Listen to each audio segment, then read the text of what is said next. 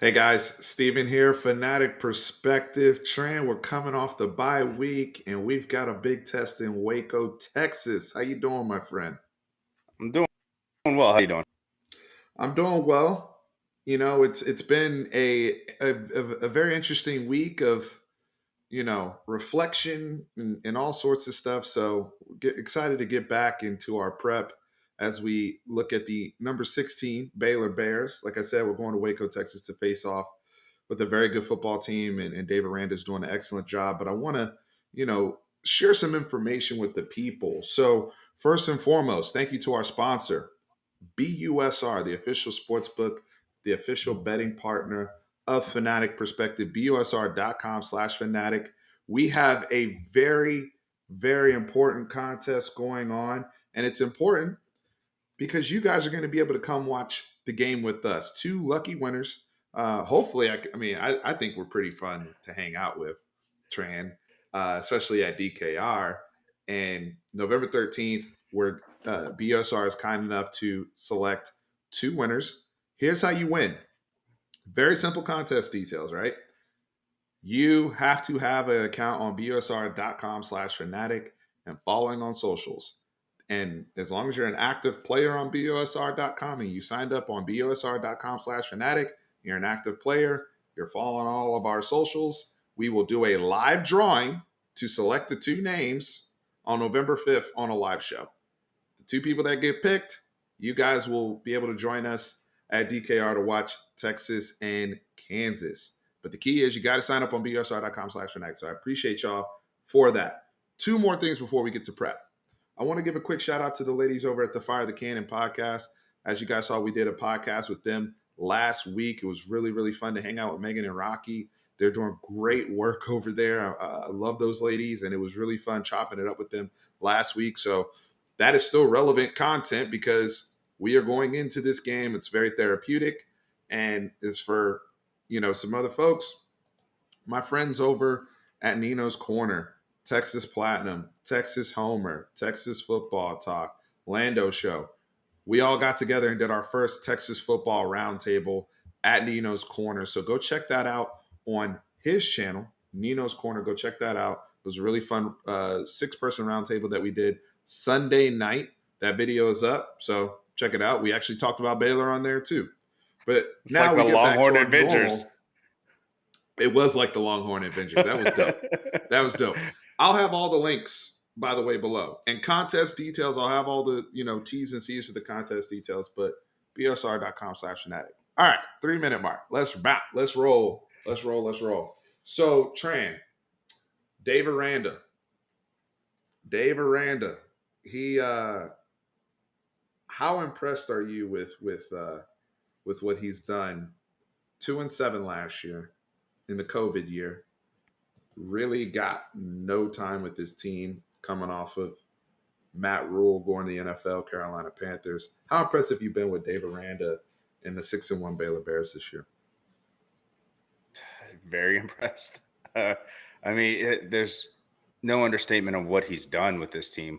He does have he kept a great coaching staff, from a recruiting perspective. I know he kept the Dallas Fort Worth area coach that was, our Mr. friend McGuire? Brandon. Yes, Mr. McGuire kept him.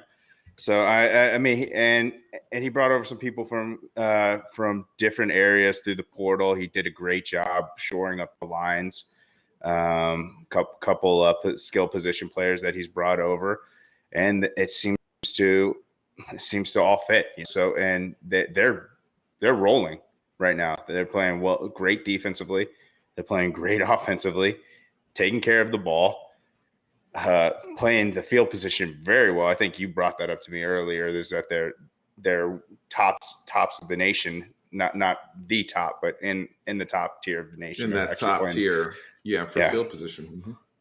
And for him to do it in just 2 years, it's phenomenal. You have to give credit where credit's due. And we knew he was a great coach. Billy, our LSU friend, sang his praises, so we knew he was a great coach. Would it transition to a head coach? That was our big question. And so far, so good. I mean, his name is even coming up again for bigger jobs for a head coaching position, the LSU one, of course. But what he's done with this team, they scare me. I'll be honest with you. This team scares me. We got to get, speaking of which, you just reminded me that we need to get Billy and Brandon on the round table. This week is very relevant, probably, and we're gonna have to figure something out with those brothers because we need to spend at least 30 minutes on coaching, these coaching availabilities across the country, and more to come. But I digress. I think you make a fantastic point in terms of him coming over from LSU and his temperament. I think Dave Aranda, he's a very easygoing dude from a standpoint of people being able to connect with him. And I don't know, I saw a tweet when he first got hired. I think it was his first week on the job at Baylor. It was in the middle of COVID, and he's just trying to figure things out, right? And he's in Luling, Texas. And the real ones, those of y'all who are my real barbecue heads out there, I don't even know if they get ranked like that no more. I know they come out with all the rankings and all the fancy smancy places out there. Shout out to my boy Britt's Barbecue over there and Rockdale holding it down, my boy Britt. But he was out there. Dave Aranda was out there in Luling, Texas, and he was at City Market, which is my, that's my mom. That takes us back to my mom's childhood, right? Like he's over there at City Market. That's like when I think of Texas, like authentic Texas, it's like places like that. And he has carried that into this roster. And I will say this: I can't stand Baylor. I hate what they did in their administration and how they rolled through all the Art Briles stuff and just the lack of accountability that happened at their program. But they have been blessed with two straight coaches, right? Like you get Matt Rule, who comes in there and turns that thing around from 1-11 to 7-6 to 11-3, and he's in the Sugar Bowl in year 3, and he gets promoted to the NFL essentially. And then you follow that up with Dave Aranda, who has flipped this thing back around. You really throw away his COVID year. He had people that either didn't play last year or, on top of, like we said, not even being able to meet and really build any type of culture with the team. The fact that they were even able to win 2 games under the circumstances is actually impressive. And when you really deep dive into their games last year, how many times, I mean, I know they got waxed by Oklahoma State in the last game, but how many times they were competitive in pretty much every football game. So we knew things were coming with them, especially defensively. And now this year, 6-1, beating a very good BYU team 2 weeks ago, beating Iowa State at home when I had doubts. I'm like, okay, y'all beat up Kansas, cool. Okay, you beat Texas State, cool. What is this team? And then they to start stacking together those wins, I think they're very deserving of their ranking, especially in a crazy college football season.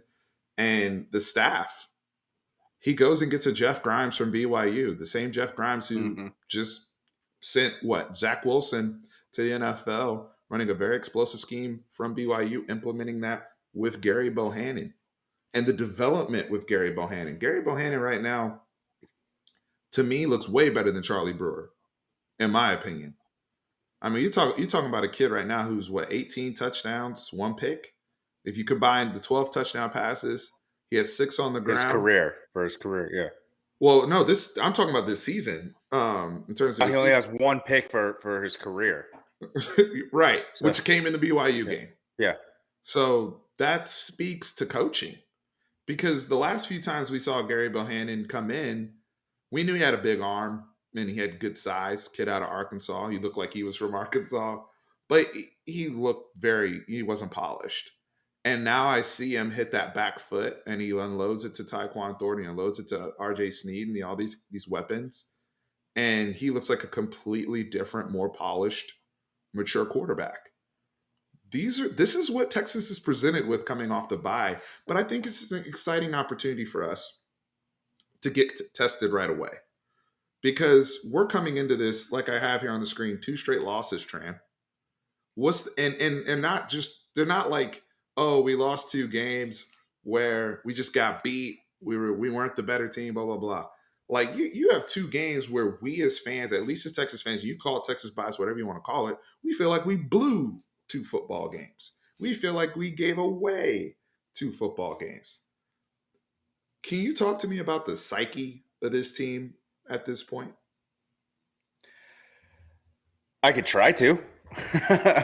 So I know that's a loaded question. psyche's it's a weird thing because you don't know what's going through their mind. Um, and the thing that scares me is that yes, we had a bye week, and that's great and all for health reasons. But how short of a memory span do these young men have? Like if they go up again and then they start something starts going wrong, does it start compiling again?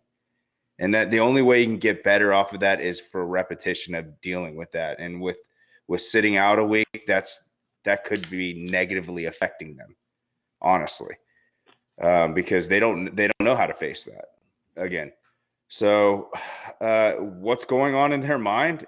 I hope it's not the thing that a normal like, so me dealing with. I'm thinking of the five coach is like if they do something wrong, are they going to get scolded for doing that thing wrong again? And then they're just over anticipating that they're going to do it wrong, so they do it ways. So does that make sense? What I'm saying? No, it does. But It does. I don't.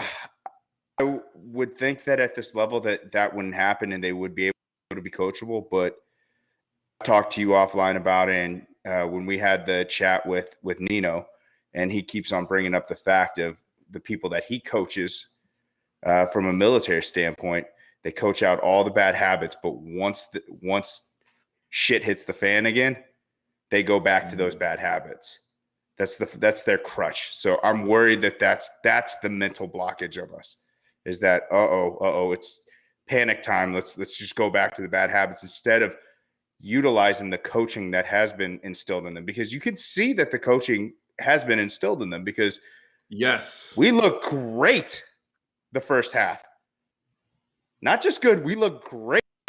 Like then when one bad thing happens, that's when we start freaking out and we start stiffening up, and our offense isn't looking the same. So I'm hoping that they just relax. I know has stepped forward and said, hey, I'm going to be the vocal leader for everyone, not just the offense, but if I see something on the defense, I'm going to be the one who says something. Keep them loose. Hopefully that will actually work with our team, and we could get over that little mental hump and just say, okay, attack the next play. The way I coach the kids is they drop the ball, they get down on themselves, and I pull them over and I say, sports right now at this age, it's all about confidence. So I want you to straight up lie to yourself. Like that's I'm why I going said to we catch need this more ball. irrational I'm going to We catch. need more Yeah. irrational confidence, So, people, man. That's what so I'm saying. Like, but Train, you even think about the coaches, like Steve Sarkisian in his press conference on Monday says, I also have to adjust as a play caller, right? And I can't. I also get into this thing where they make a mistake and my plays start to reflect it, because I'm like, well, y'all block outside zone really well, so let me just call this easy, little stretch play or whatever. Or y'all do this, we've been hitting on this, so let me call this real quick, instead of sticking to what I'm trying to build to attack this defense and some of those more nuanced play designs, because he's worried about execution. I think that psychologically goes into your team. So coming back and saying, mm-hmm. Because I think there is some truth to that, and I think as they've done soul searching and they've gone through the tape millions of times over the last couple of weeks, they'll see in like the OU game, for example, everything hit the fan. It's 48-41, and that's after we got stopped, right? And then defense got to stop, and we went and scored because we had to be aggressive again. So it's not like it's complete, like OU took everything away from us in that particular moment. We had to go and score. Xavier Worthy gets it back after he fumbles, right? And we were dialing up plays again. But we can't we can't pause anymore. And if a mistake happens, we got to call plays now. I think what Steve is saying, we got to call plays now as if we scored last drive and we're in rhythm. And to your point, psychologically, so the coaches, I'm encouraged to hear them, take accountability and responsibility for that as well. That's good. That's good. But until we see it, and the tough thing too is like we got tagged neutral site. We got tagged at home. At home. Yep. We're going to On the Baylor road. now on the road, and I know some people are going to comment about the Josh Thompson, Chip Brown, that whole drama. Let me just say this. For those who didn't hear it, the quote was that Josh Thompson was asked about how tough it is to play at Baylor or whatever the question was. And he said 3 out of 10. And that was what he was quoted as saying. He then tweets that you guys are, misconstruing my words. I said it's top 3. And I believe he said Iowa State was the toughest place he's played personally. So it started a lot of drama. I think it was blown out of proportion just because of miscommunication or misinterpretation, I would say. I'm not saying that, anybody in the media is lying or anything like that. I think they heard what he said literally because there's 10 teams in the conference. And so context. And I think we all need to just slow down because we're not talking about this if we're 6-1. These are the type of things that start coming up when you're 4-3 and you lost 2 straight games. And now you're looking at, if you lose this game to Baylor, you're probably out of the Big 12 race at this point of even getting to the game. So now everybody's on edge and things of that sort. I would encourage, the media to say, hey, if we misinterpreted, we misinterpreted. Nope. Water under the bridge.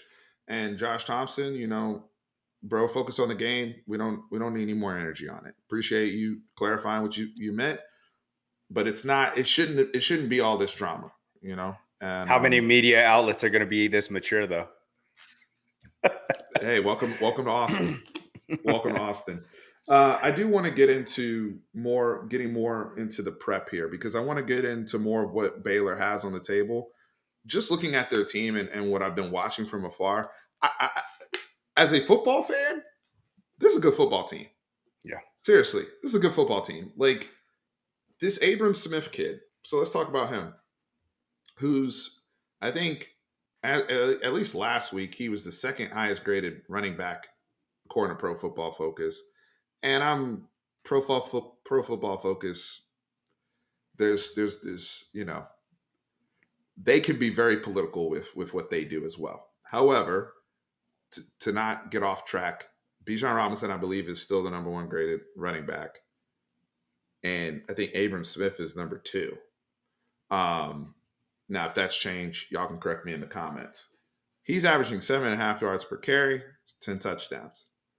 This kid did not take a snap at running back last year. As a matter of fact, I believe after Terrell Bernard went down, he became the starting linebacker. Excuse me. And was balling. These are the type of kids that Baylor has. They're football players. And I mean that in the most positive sense. Like, you can put these kids anywhere. This kid's he's another one who's a senior. You talk about this area. He's from Argyle. Like, this is it. What I'm seeing with all these kids, or Abilene. I'm sorry, not Argyle. Abilene. Excuse me. Drew Estrada is from Argyle. Abram Smith is from Abilene. But these kids are just football players, Tran. This Dylan Doyle kid who looks like he's from Iowa and he plays like he's from Iowa and they're using him like he's Mike Vrabel. Like, they've got dudes. And I cannot be more impressed with how Jeff Grimes is created balance with their offense. Like, they're not putting everything on Gary Bohannon, but they were able to leverage Abram Smith to get big plays out of the run game. They're able to leverage a Tristan Ebner who has already taken one to the house in kick return. We know he's one of the best special teams players in the country, but he's also electric out of the backfield from a pass catching perspective. That's somebody we have to look out for. Tran, they have 4 dudes that are live right now in the pass game. So I mentioned Ebner, Tyquan Thornton, who we haven't really We all gotten a know. hold, but we know he's a bad boy. He's been that We way knew for he years, was a even going to bad. the Yeah, for 3 years ago, we knew he was a bad boy when everyone was talking about Mims, and you and I said, oh, yeah. Tyquan Look at the guy on the other side. who he's the one who moves the sticks, so he's still there. Then we have RJ Sneed, who's who's in his 10th season at Baylor. Going to be collecting retirement from Baylor. RJ Sneed was out there with Mims and Thornton. Like, and then then they throw the ball to their tight end. Ben Sims has 4 touchdowns, over 200 yards receiving. You see them working the seam with him, and he can go, and he's actually a big boy. He can go high point the ball. And then they got the stereotypical white slot receiver who's a killer, Drew Estrada from Dartmouth, the transfer. That's the kid from Argyle, who's out here making it happen, starting to catch on. Like, that's the thing that really concerns you when you look at how our defenses struggle with these type of guys, especially balanced teams. We've been fortunate to play a Spencer Rattler at first, who was really shaky and didn't do a whole lot in terms of mobility. Spencer Sanders actually had a poor day against us in comparison to how he looked to me against Iowa State. He looked a lot better against Iowa State.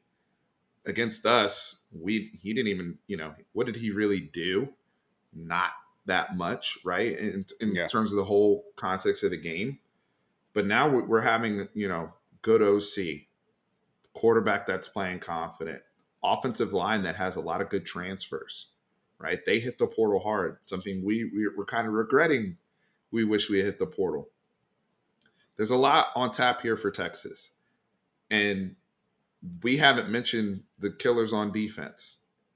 And the reason why we're spending so much time talking about this is because when you look at, we're not college football nerds. I'm not PFF. I don't get into all the, expected points added and all that type of stuff. However, if you are into those metrics, you will find green across the board. And that's not just because that's Baylor's color. That's because that's how well they're playing. When you talk about, because that's factoring in field position, that's factoring in down and distance, they are green across the board, right? And there's not a whole lot of teams in college football that are that balanced. Period. So look Texas, at this, Steven. Gary Bohannon, he's averaging 66 completion. And those names that you talked off, we're talking about for the receiving aspect of it. It's not these little dump and dink little passes. If you look at it, the top 5 pass catchers for them: Thornton, RJ, Drew, Ben Sims, and Tristan Ebner. Only one of those averaged less than a 10 yards per reception. So that they could move the ball. They will be able to move the ball against us. So we have to get some pressure on him to make some rush throws.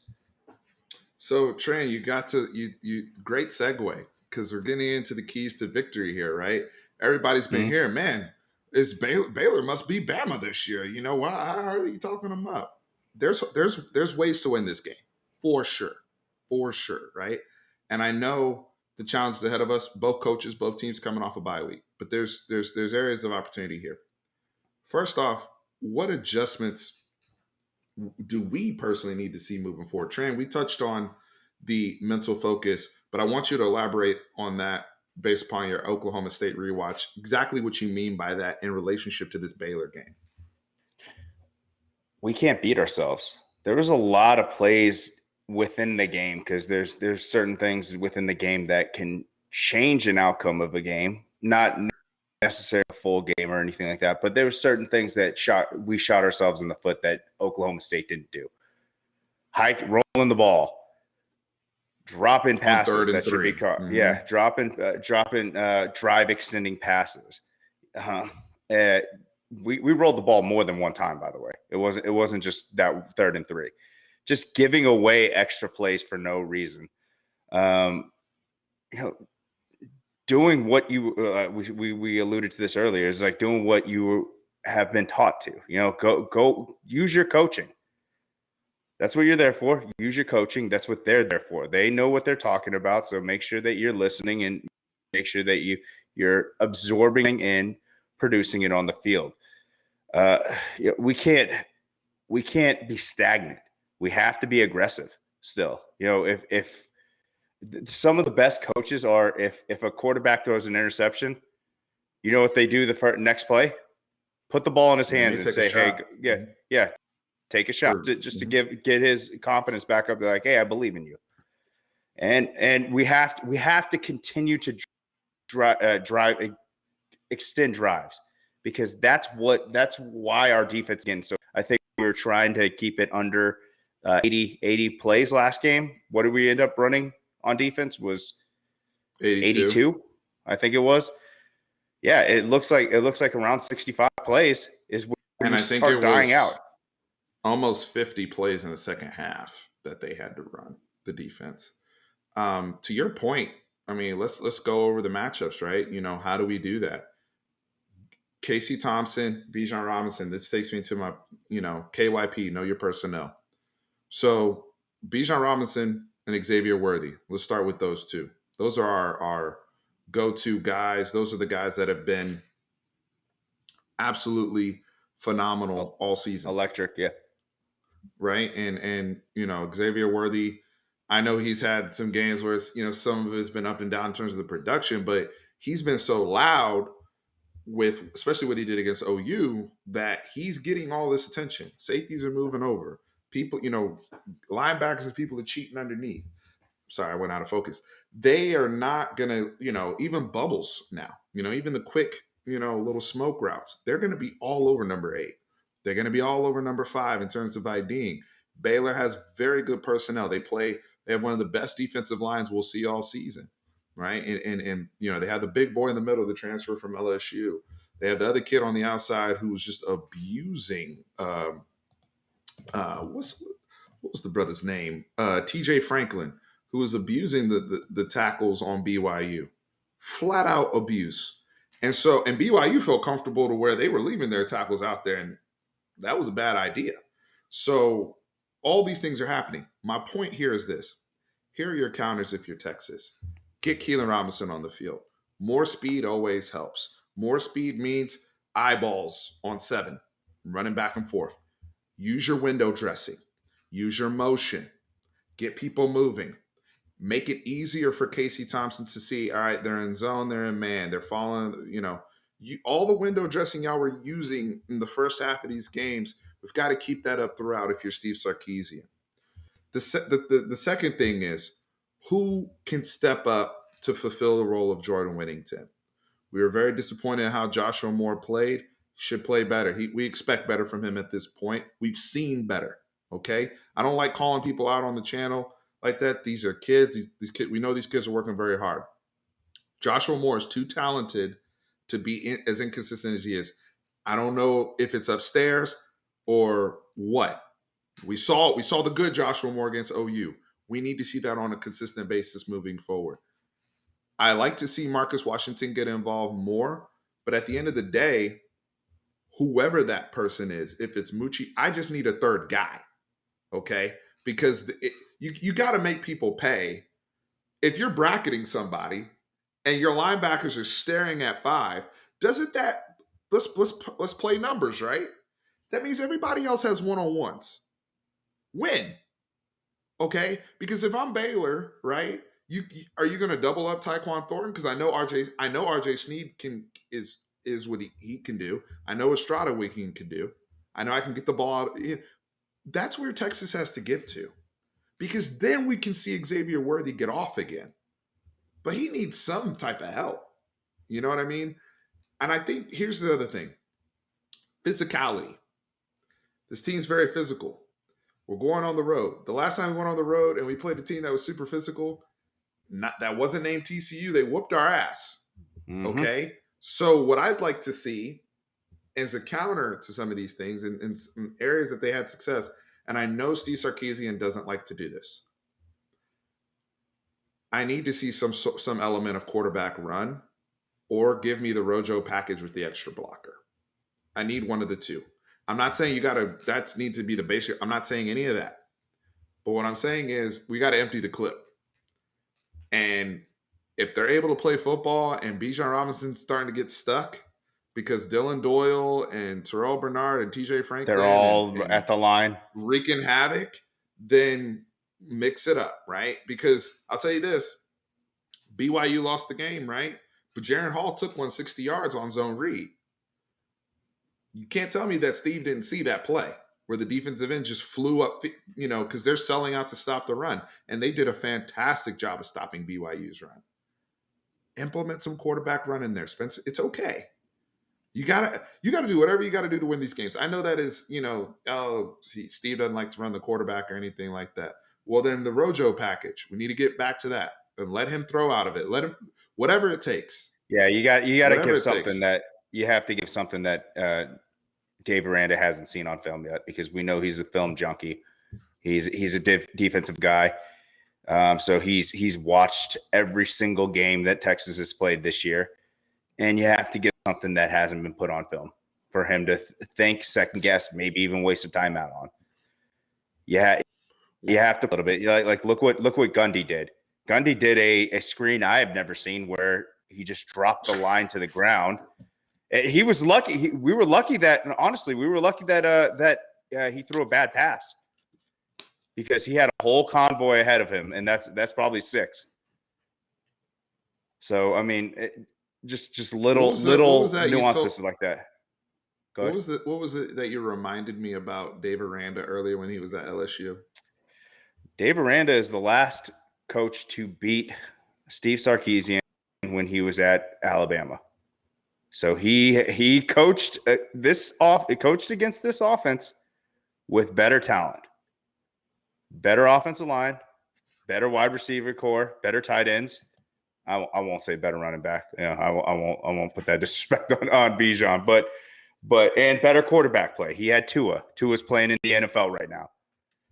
And by the way, because I know somebody's going to say, well, Auburn beat Bama. That's not what we're talking about here, because Mac Jones was back at that point. Tua had gotten hurt. We're talking about when Alabama was fully loaded. That's what we're talking about. So get out of here, whoever. Auburn won that game. We're talking about when Alabama was fully we're talking loaded. About like they both were fighting for the SEC championship. Mm-hmm. That was the game. They fought. They had a good game. The game was a lot farther apart than it ended up being, but yeah, he beat that team. He coached against it, and he held the team to less points than what LSU had. And guess what? This team is not as good as Alabama. Let's be honest. There's no Alabamas, there's no LSUs out there. Yeah. So I'm just saying I think he's very comfortable coaching against Steve Sarkisian. So we have to be prepped for it. And defensively, so let's move over to Texas defensive side, right? Because we talked about how balanced Baylor is. I do think Baylor has some holes in terms of some of their pass pro, especially identifying edge heat. I've seen some teams get home, especially with some nickel pressures, some more exotic things. This is where I like to see PK get in his bag a little bit and utilizing Anthony Cook. I saw Anthony Cook have a lot of success in the TCU game, especially with a guy like a Max Duggan. Now, Max Duggan is a lot more of a runner than Bohannon. Bohannon is more of a situational runner where he can use his size. But he's not going to, have 20 carries and they use Zach Evans as a lead blocker. That's not their offense. However, with a lot of the hard play action they do out of even going into some of that boot stuff, that's a great opportunity for somebody like an Anthony Cook. Great opportunity, somebody like a Alfred Collins to dominate the edge. I've got to control the edges in this game, and I've got to hope. And this is why I'm saying hope. Got to hope that I get the Keandre Coburn that's starting to wake up the last couple of weeks. I got to hope that Sweat can continue to ramp, and Byron Murphy and my interior guys can hold up, because if we let Baylor really get us on the edges, then Abram Smith's he's gonna have a buck 50 plus. I mean, he's gonna eat. we've been given. I mean, Kennedy Brooks got off. Warren got off at the end on us the last two games. We've got to shore those things up, right? And so that's what I'm looking for, some of that edge pressure. Because I will say this, Gary Bohannon has been so comfortable back there that he's gotten a little bit like Casey Thompson at times, where I actually think Casey has a little bit better pocket presence than Gary does. Well, I've seen Gary just flat out get blasted, or he didn't know his protection as well. Those are areas that Texas can exploit. Those are areas that Texas can exploit. Now, on the back end, in terms of the secondary, there's rumors. Now, I know the depth chart looks the same. There's rumors that Josh Thompson can be moving over to free safety to get a little bit more speed back there, and that BJ Foster could come up and play in the box or a single high look. We've heard all these different things. I'll believe it when I see it. At this point, get me the people that cover the best out there, because they got a lot of people that are able to run routes and run conversion routes. So if we got to play Jahdae Barron more, play him. We got to play Jalen Ford more in the middle, play him. Give me the people that can run and that can do both, right? Even Darian Dunn on. I need the dogs out there, because Darian Dunn can get beat, but he's a dog to me. So those are the people I need getting a majority of the snaps. I know this came up on our roundtable. By the way, check out the roundtable, Nino's Corner, and I'll have the link in the description. Somebody in the thing was talking about the musical chairs with the DBs. Hey, it was Myers. Myers from Texas Platinum brought this up. And I thought it was an interesting point, because they've been platooning in guys back and forth, back and forth, back and forth. I think they've got to figure out a little bit better rotation there with the DBs. And at this point, if you've earned your snaps, you've earned your snaps. You're going to be out there for continuity purposes. So, we'll see. Only other thing there's two other things I want to bring up before we wrap in terms of opportunity. Number one, and shout out to Brandon Holland, Along the Wire podcast. I saw my brother. We had a great time at the Cotton Bowl. Everybody that knows Brandon holds it down the 2-1-0 in San Antonio, just like Tran here. His boy JT Woods at safety. We exploited that brother last year. I don't know if anybody remembers when Tariq Black caught the 72-yard pass, because we did beat this football team last year, and a lot of these kids that we beat in Austin are on this team now, right? It's not like they've had a complete overhaul. I know that they've hit the portal heavy, but I'm targeting JT Woods. I'm targeting some of these safeties, because BYU, and this is where it gets interesting, Tran. BYU just started playing the 50-50 game and chucking it down the field. Oklahoma State had some big plays down the field to Tay Martin. These guys can be had in coverage. They're not fantastic all-world safeties and Teixeira. Like, I've seen our own people beat these dudes deep down the field. So there's areas of opportunity there for if you're Texas and you're trying to hit some of those big home run plays that Steve Sarkisian loves. Yeah. So the thing I really want to see, I'll keep it kind of short, is I just want to see, from a defense perspective, I want to see physicality and a sound assignment football. I want to see our defensive line control the line of scrimmage. I want to see our defensive line have gap control. I want to see when our blitzes come, we actually hit the quarterback. Not necessarily, we don't have to get a sack every single time, but I want to see someone pay for it. I want to see. I feel very comfortable with us stringing out the running back. Like, if they try to run off tackle and he tries to bounce it out, I feel very comfortable with him running east-west, not north-south, with our speed on defense and just getting him out of bounds. I want to see quick 3 and outs just to keep the play count low.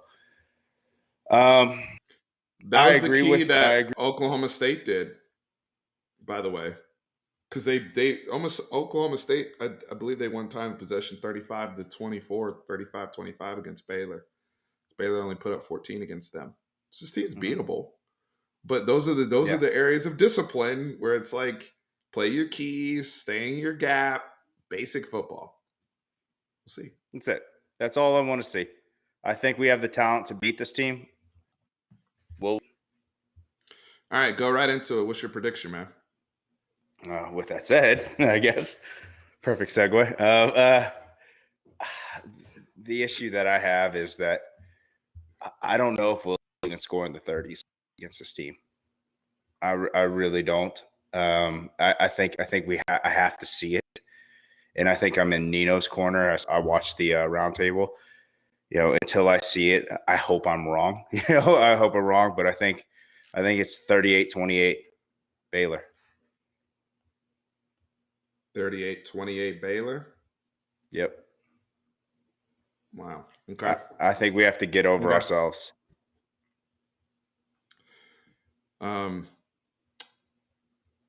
This is not a good matchup for Texas. Let me be blunt. No. That doesn't mean we can't win the game. Yeah. That doesn't mean that I'm not even going to sit up here and say that I'll put it this way. I think Texas, and this is the blessing and the curse. Texas's high has been like a top 10 high this year in terms of putting 70 on somebody. Like that coach got fired this week, right? Like they put 70 on somebody. We've seen this team come out and score 38 points on a team in OU that's in the top 3. We've seen this team come out against a team in Oklahoma State who we all think is a very good, respectable football team. Come out and just flat out dominate for a quarter and a half and look so much better than the competition. Texas's high to me has even been better than Baylor's high this year. The thing is, it goes back to something I said the last season in my preview, in our preview videos here. If we look at floors and we go on a scale, shout out to the Josh Thompson special, we go 0 to 10, right? Baylor's floor is an 8. That's how they've been playing. Like their floor is an 8. All right. So, and then they've hit 9 a couple times. We actually hit 10 in a couple games, especially on offense, where we just look like juggernauts. But we've had some 5s in there. We've had some 4s. We've had some 6s. Our floor is much lower. And it's so, I don't know. We're an erratic stock. We're an erratic We're very erratic. Because we could, it wouldn't surprise me if we came into Waco at a 9 and put up 45 and walked out of there with a dub. Wouldn't surprise me. I've seen either. it from this team. Wouldn't surprise me. It also wouldn't surprise me if, I'm not going to say we saw Arkansas again, but if we saw, where Baylor just handled their business against us, because they're a mature football team. I said on the roundtable, I don't feel great about it. And it's a tough one for me. Texas has to win this game, Trey, or else. And not that anybody's getting fired or anything like that, but it just really puts a significant damper on the season. And I'm gonna pick with my heart. My head says Baylor. Very similar to the score you picked. I'm actually gonna flip around, even from what I said on the roundtable. I'm gonna pick Texas. And some people may say, Steve, you're giving them the kiss of death. I'm gonna pick Texas 27-24. And I hope you're right. I hope you're right. And my whole logic is what I said on the roundtable is we come out and we do something like we did last year against Oklahoma State when they were number 6. Nobody was really picking us. And then we just went to Stillwater and pulled it out. I think there's some things you can do to get to Gary Bohannon. And I think there's some things you can do to at least slow down the run and help out your defense. I think this is going to be a game where Bijan Robinson, we haven't talked about enough, I think he's going to have that same type of impact we saw against TCU. At least I'm going to be there. So I'm also excited to see the road environment. because TCU was so neutral when I went in Fort Worth. So I'm excited to be there in Waco. Shout out to Roger Rodriguez for the tickets, who's very, very kind. Tran has his kid's game, so won't be able to By the way, have they Tran mirror join me, each but other.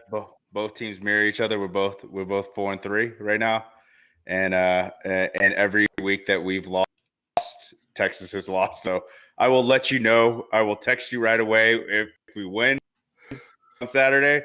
Then we got a dub locked up. oh boy. But But we did my not wife's give gonna up a first down last game. So defense locked hey, down. them boys got back on track. Them boys I'm got always back on tough. track. I'm always tough, coach. I'm always tough, coach. Shout out to Gunner. Shout out to little Gunner out there. I see you, buddy. Nah, hey, you gotta cut this piece of the clip away and send it to Gunner. He's one of the fantastic young kids on Trans football team. But in all seriousness, my wife's going to the game, and thank you, Roger, for the tickets. And speaking of tickets, we got a contest going on. Let's get some people to sign up on busr.com/fanatic. Let's do it right now. Find it in your heart. You know what? Because you want to come hang out with Tran and I. Because you care about football, you want to come to DKR, you want to have a fanatic perspective experience. busr.com/fanatic. World Series going on right now. Prop bets, all sorts. I'm betting a lot of NBA. I'm betting NBA heavy right now.